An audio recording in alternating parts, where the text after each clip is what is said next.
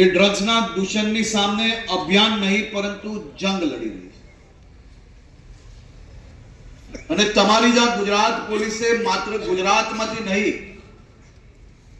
પરંતુ પંજાબની જેલમાંથી ચાલતા ડ્રગ્સ નેટવર્કને તોડવામાં બી સફળતા પ્રાપ્ત કરી છે।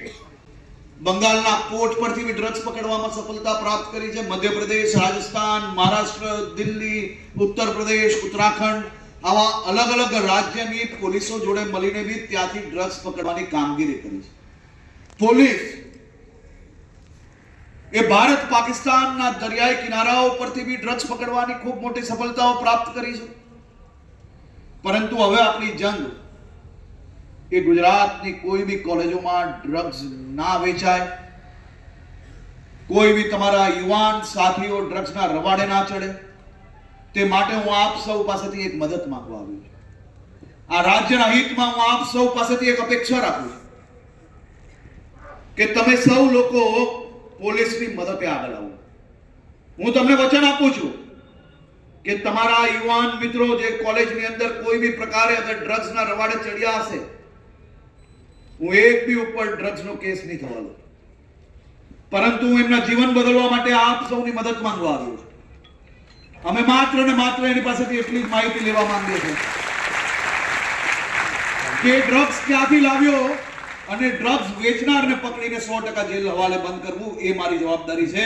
અને આ જવાબદારીના ભાગરૂપે હું મારા હજારો સાથીઓ પાસે રાજ્યના હિતમાં આટલી મદદ માંગવા આવ્યો છું। આપણે સૌ સાથે મળીને કોઈ આપણો યુવાન સાથી ડ્રગ્સના રવાડે ચડ્યો હોય તો એને બહાર લાવવા માટે આપણે શું કરીશું?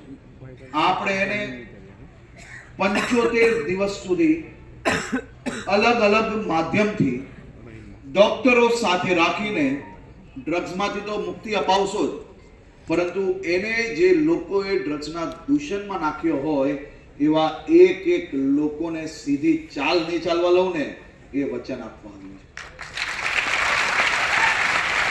મને વિશ્વાસ છે કે તમે સૌ લોકો જે કેમ્પસની અંદર કાર્ય કરી રહ્યા છો એ કેમ્પસમાંથી આ દૂષણ અગર હશે તો એને સાફ કરવામાં મદદ કરશો।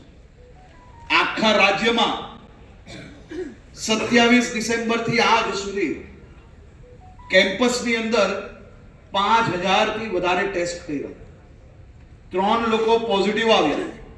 એ 3 લોકો પાસેથી માહિતી લઈને 4 ડ્રગ્સ વેચનાર લોકોને પકડ્યા।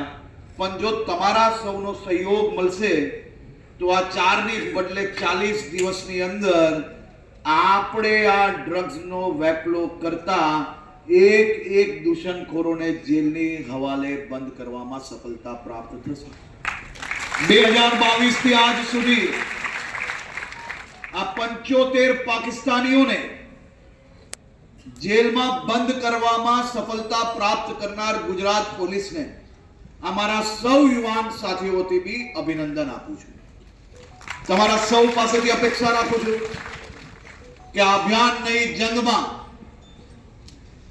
એક કાર્યકર્તા તરીકે નહીં પરંતુ આ રાજ્યના ફૌજી તરીકે મારા યુવાન સાથીઓ આપની મદદ માંગવા આવ્યો છું। તમે મદદ આપશો કે નહીં?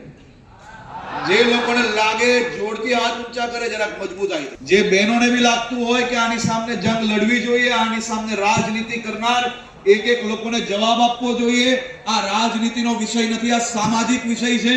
અને જે લોકોને લાગતું હોય કે સામાજિક વિષય, એ બધા જ લોકો મારી જોડે મા ભારતીનો નારો લગાડે, ભારત માતા કી જય, ભારત માતા કી જય। આપ સૌ લોકોનો ફરી એકવાર ખૂબ ખૂબ આભાર। Thank you.